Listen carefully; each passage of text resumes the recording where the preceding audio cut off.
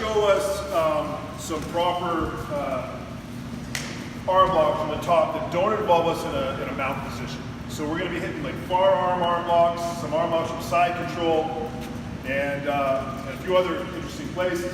But what I wanted to set this up is a lot of our movements when we're on top and we're coming around the head, I'm going to end up in variations of what's called an S mount. So I want to show you guys first an arm lock from the S mount, just as our sort of our starting point, and then that position and movement is not going to feel so awkward when we're adding that into a transition. Okay? So come on, you lock just for a minute here. So this is going to start from the mount, right? You're on your back, and I just turn your head down. There, perfect. So we're going to do this from the mount. Now we're not spending a lot of time here, guys. So I'm not, we're going to be here for like 5 minutes or maybe 10 minutes at the most. But I just want us to get to this movement so that when we start moving around the head, it'll be there for us. So when I go to an S mount, I'm going to slide up to a really high mount. Knees right up underneath the armpits. I'm taking away his ability to bridge because if I'm sitting on his hips, the bridge is there. But if I'm sitting on his chest, the bridge has very little effect on it. And I'm going to grab his head and control here with like a single collar tie up. I'm just going to pull his head off the ground essentially. And it anchors him to me. Yeah, sure. All right? So from in here, I'm going to pivot my hips. My right foot, I'm going to switch my foot forward, and then I pivot right through. So my knee now is right under his head, it's replacing my hand. I'm on my toes. I want the pressure, right? If my feet are flat, my weight comes off. I'm on my toes, it keeps my weight on top of them. I don't tuck my foot, sorry, but I would take a little weight off you. I don't tuck my foot underneath him. It's on a nice parallel to his body. And I'm in this position here. He's carrying all my weight now across his chest. It's a brutal position to be underneath. Now when I want to go for the arm now, I'm going to hook the arm deep. My other hand is going to go right to the floor between his legs. And I come right forward, because now this leg has no weight on it, right? It comes around and starts to stretch him away for the finish, okay? I don't have to fall back here with this. It's not a sit back arm lock. I'm gonna keep my weight on him and finish him right on top. If I fall back, I fall back. It doesn't matter, right? So again, we're here. I pivot to here. Make sure you got that pivot, right? If I'm still facing this way, I do not have an S mount. Hook, through, and stretch from there. Boom, it's over. Okay? The reason why I want to go over this first, again, is because we're going to end up in similar type of positions as we transition in some of these more aggressive and technical arm locks. All right? Let's give this a try. In no-gi, we have to take advantage of people's positions, maybe to even a greater degree than in gi. That's probably not true, but we don't have handles, right? We can't use our handles to control people, so we have to control them with our bodies and position. And that's kind of the difference between no-gi and gi, is that lack of the gi. I now have to use the handles that are on our bodies. And generally that's me with squeezes, overhooks, underhooks. That's how I control my opponent. One of my favorite setups, and this is something you got to keep in mind, anytime that somebody's on their side, let's say I'm in side control, anytime somebody's on their side, their top arm is always available for me to take. Always.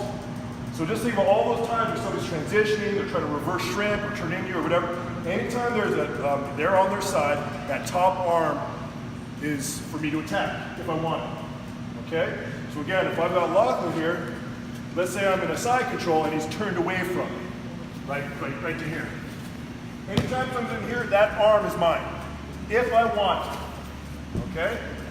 So what I'm gonna do here is we're gonna go off of I call it cobra grip, but I know in a lot of clubs they'll call it like a gift wrap. But basically, he's gonna come off to the side and I'm gonna catch the arm and keep him here. Right, for MMA, this is beautiful. If I want, right, I can come across here and hit here. Right? So I can now, if I decide I'm going to take the arm, I can actually step over both ways. So I'm going to show you this way first, and then I'm going to show you the other way, which is going to seem a lot more like an S mount.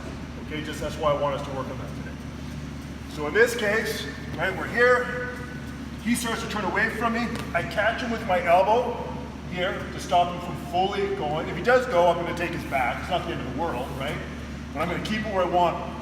Put my weight down and feed the hand here. Okay? Now again, for MMA, I'm going to be trying to step over with the leg closest to his hips. So right here, I'm going to put my hand here to stop his hips and hook. He's in a lot of trouble right now, okay? In MMA, I can stay here and just boom, boom. I can hit him. I don't have to worry about the submission. But let's say I'm a humanitarian and I don't want to hit him, right? I want to be nice. I just want to take his arm home. So right from in here, I come through and I'm going to hook to a figure 4 grip, right? To a key lock grip. I'm going to swivel around his head to here. From here, squeeze, take the arm home. Okay? So there's constant control and connection to my opponent. So again, we're here, he turns, boom. Feed it through to the cobra grip or gift wrap. Step through. Figure 4 to my own wrist. Now what's good about this is I don't have to take his arm, I can take his back here. Right? I can just pull through to here and take his back. Right? But I'm going to take his arm. I'm going to pivot through, pin, take the arm. Okay? Let's play with it. Okay, so again, we're just going to the same position. I'll get to the cobra grip, or AKA gift wrap. So we're in here, right? I've gotten you here. So this time, I'm deciding to not step over. Maybe, like we were saying earlier, right? Some guys are really wily here, and I'll go to step over, they're constantly bringing their knees in, right? Just blocking that shit, right? I don't want to have to struggle with that kind of dumb stuff. You know what I mean? There's lots of other things to screw with in fighting. I don't need to chase a guy's hips and knees around. So this time, I'm going to go the other way. I'm actually going to cover his head first. Because once I have his head covered, he's in trouble, okay? That arm is really going to be in some trouble. So I'm going to come through here again. But this time, I'm going to go to a bit more of that S mount right here. Boom, right here.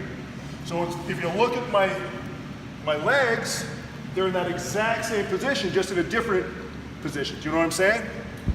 Right? And then from here, all I do is I lean and clear. Right? So again, we were here, boom, just here, boom. It's right there. Take the arm. Okay? So this one's a little different. I would probably try for the first one first, especially if it was an MMA thing or a self-defense thing, because at that time I can just hit. I don't have to worry about the arm lock if I don't want it. I would never arm lock somebody on the streets anyways. Never. Right? Stay in position, knock them out or choke them out. Breaking a guy's arm isn't enough security for me. Right? But for sport fighting, sure, the arm locks are great. But if I can't step over, I'm just going to go around the other way, cover the head with an S mount, and take it that way. All right? Let's go for it.